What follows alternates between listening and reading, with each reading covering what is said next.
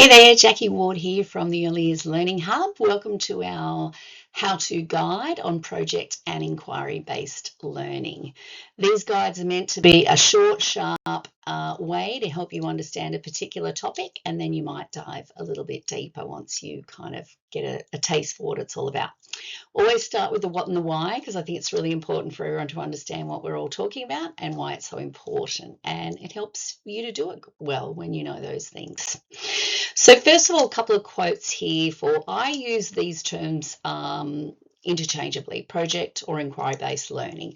If you prefer to call it one or the other, I get, up to you.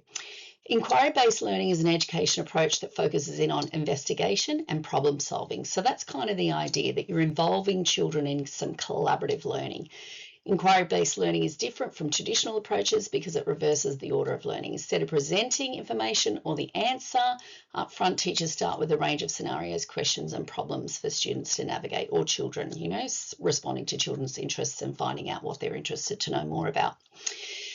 It involves, prioritizing problems that require critical and creative thinking. So students or children develop their abilities to ask questions, design investigations, interpret evidence from explanations and arguments, or form arguments and explanations, and communicate findings. So that's sort of a little bit more of a school-based definition, and that's from the Australian Government Department of Education. But I think it's equally applicable in early childhood services and school-age services, care services as well, that idea that we still explore and investigate. Again, I would say a project is often based, the reason why I might call one thing one and one the other, but it's often based on a specific interest, or there's been, say, for example, a large cardboard box donated to the service, whatever it is, it's based on a starting point of something that is of interest to investigate further. Why is it important? So learning in project or inquiry-based learning is active and allows children agency, as opposed to a passive or a one-way kind of learning experience when we're reading a story to a child, or we're explaining a cooking experience, for example. It's very instructional. Learning experiences draw on children's funds of knowledge, as opposed to assuming children don't know anything. So the idea that we find out what children already know about something is a key phase of project work or inquiry-based learning. It allows for more complex ideas to be explored over an extended period of time. Two things there. This is some rich, deep learning that sometimes it'll just be a one-off, but sometimes it'll go over potentially a whole year. The other thing is it allows for children to explore very complex things, physics, how planes work, all those sorts of things that you wouldn't think normally young children are capable of. It involves children using a range of thinking skills and cognitive functions, so having to remember things, having to investigate, hypothesize, transfer and adapt learning.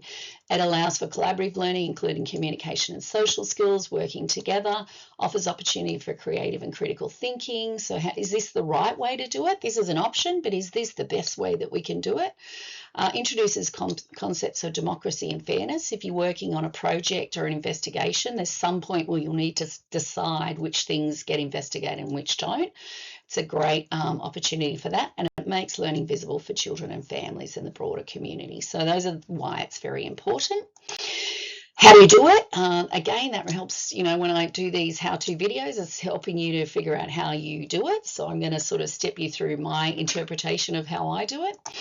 First of all, the impetus itself could come from a range of different sources, children's interests. So it could be shared by many, or one child on their own. It could be children investigating different aspects of something. So you've noticed lots of different types of play in the sandpit, but maybe there's a theme that there's coming through.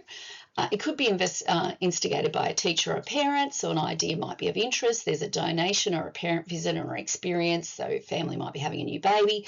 Could be a whole lot of different things that come from either an adult in this situation, or it could be a community or your context. So, for example, your local community has just been impacted by floods, or there's cultural celebrations or other events like Book Week or things like that. So those things could instigate the initial inquiry or project. I think there's distinct phases of a project. So the exploratory phase, so identifying what the problem is, the question or the issue or whatever it is that we're interested to know about, analysing why it's an issue and what we need to achieve, investigating it, collecting ideas, why does it occur, what are the possible causes, is there an opportunity to go down a particular path? You know, that's the idea where you're sort of bringing in all sorts of different data and information. You can see how this is really encouraging children to develop scientific thinking as well. The next thing is experimenting and testing. So what are we going to try out? How are we going to decide which option we're going to choose? Should we ask some experts? Should we Google it? How do we find? We get lots of different information going there. And we draw a conclusion. So this is what we found out about this. What else are we interested to know? Often leads to investigating further ideas. Some examples, these are just a very few quick ones that I've done very recently. So children's interests, bike restoration, it came from children being really interested in and setting up, using Loose Paths to set up their own little garage of a washing and fixing station of the bikes, plus our bikes they've noticed have missing pedals and handles and things like that. So the bike restoration project is about auditing the bikes, researching where to get parts, sending an email for approval, sending the order through, sanding and washing the bikes, fitting the parts and greasing all moving parts. So that's kind of an overview, very quick overview of the bike auditing project. And another one could be investigating and comparing the speed of various things. So, for example, this came from children who were interested in zooming the cars really fast and commenting that a Lamborghini goes faster than this, and someone else saying a plane goes faster. So that became a project. Investigating how planes fly. Again, that one came from you know, the idea of we're underneath a flight path at my service. Some teacher ideas. So I wanted to do a submission for the new Play School toy as part of their 60th anniversary celebration. So we did some research of past toys. We suggested ideas. We drew individual choices. The most common one was chosen. Designing and voting on different elements, decorations, completing a large model with description and submitting the entry online. We also did some box constructions of our own variations as well. Lastly, the community or cultural one, connecting with country, inviting a local elder in to share cultural practices, researching historical practices, developing an acknowledgement of country could be another example of a project.